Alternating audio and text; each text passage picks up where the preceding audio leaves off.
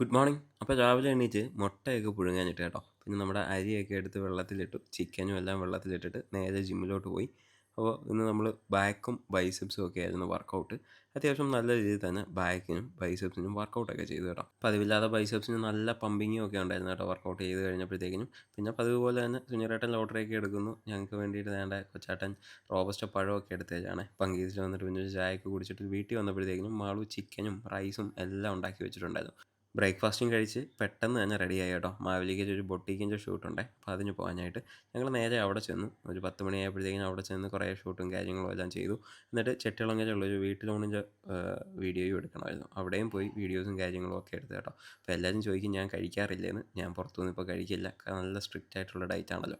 അതുകൊണ്ട് വീട്ടിൽ വന്നിട്ട് ഞാൻ നേരെ ഫുഡ് കഴിക്കാനുള്ള പരിപാടികളൊക്കെ നോക്കി കേട്ടോ. വന്ന് കയറിയപ്പോഴത്തേക്കും ഇതാ സാൻജി കിടന്ന് ഉറക്കം കണ്ടോ. അപ്പോഴത്തേക്കിനും കുറച്ച് വെള്ളം വറ്റിക്കാനുണ്ടായിരുന്നു ചിക്കൻ്റെ. അതൊക്കെ വറ്റിച്ചതിന് ശേഷം ചോറും കുക്കുംബറും ചിക്കനും തൈരും ഒക്കെ ആയിട്ട് നമ്മുടെ ലഞ്ചൊക്കെ കഴിച്ചു. എന്നിട്ട് കുറച്ച് സമയം ഇരുന്ന് വാർത്തയും കാര്യങ്ങളും കണ്ടു കേട്ടോ. പിന്നെ വൈകുന്നേരം ആയപ്പോഴത്തേക്കിനും പ്രോട്ടീൻ ഷേക്ക് എടുത്തു. അമ്മയാണെങ്കിൽ സ്വീറ്റ് പൊട്ടറ്റോ പുഴുങ്ങി തന്നു.